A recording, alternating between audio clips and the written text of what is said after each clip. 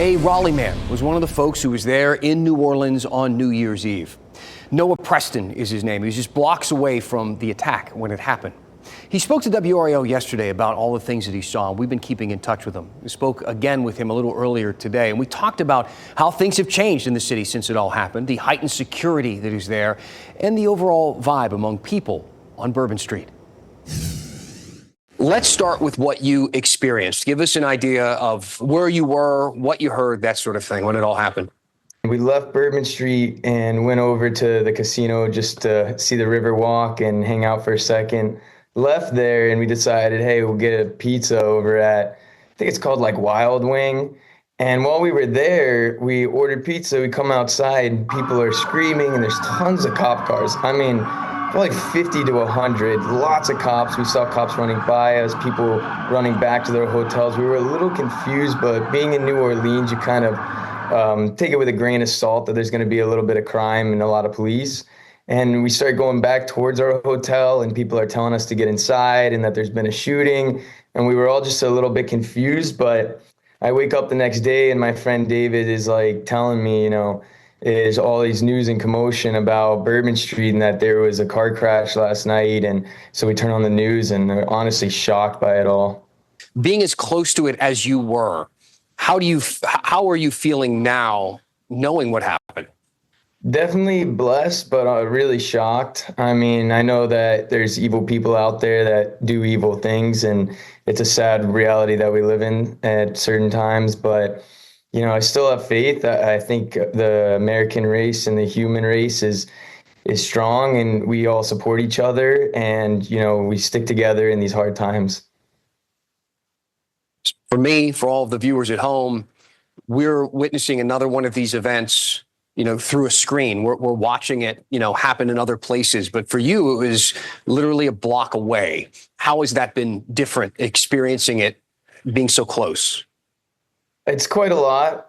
You can feel it in the city. When we first got here on Tuesday, it was really joyful, hype. Everybody's out having fun, enjoying themselves. And after this whole incident, it's a little more sorrowful. People are walking around just kind of cautious. There's a lot of cops and interactions with them. I definitely feel more secure. I think they've done a fantastic job. We've seen FBI agents, MP, and cops just all over, but it's definitely been everyone being kind to each other, more friendly, and trying to help out.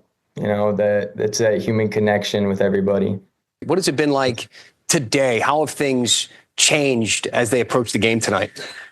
Again, I think everyone feels really safe with having this much police protection.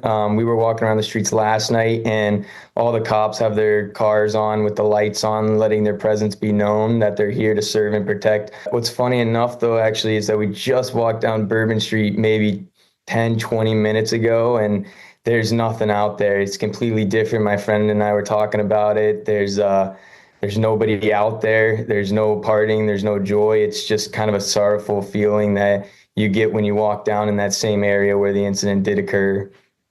Do you think this will change the way that you feel about going to big events like that?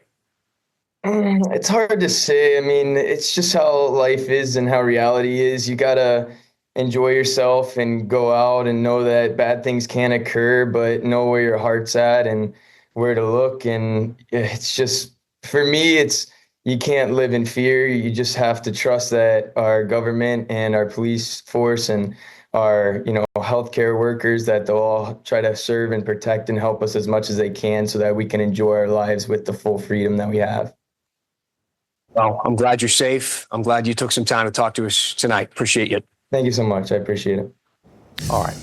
If we could just take 1 second and talk about that, because I found a few things kind of interesting about that interview, especially interesting. For one, his optimism and his positivity, which was carried out throughout that entire interview. Now, I know I don't know Noah personally, but that might be his vibe. But what I do know is that we are from different generations, him and me.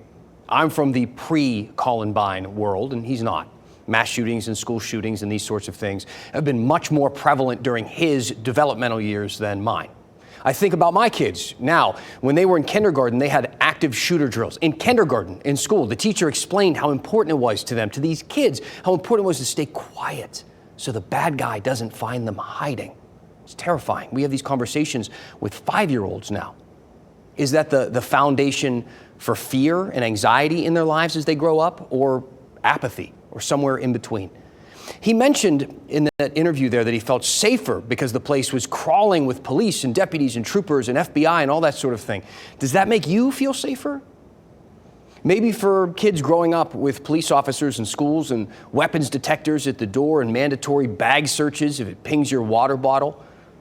Is that the way it should be? Is that safety nowadays?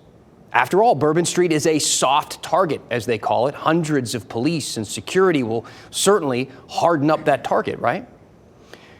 This is also a conversation that usually revolves around guns, and it doesn't take long for it to be consumed by it. And rightfully so. It's one of the most important conversations that we can have in this country. But it's not the entire conversation. You don't need a gun to kill 14 people and cause panic and force a community into lockdown. Look, I work in the news. I get it. I see the bad stuff every single day. I'm a dad and a husband, and my protectiveness can border on paranoia sometimes. I get that. And I wonder, should I be more like Noah, or are we both missing something here?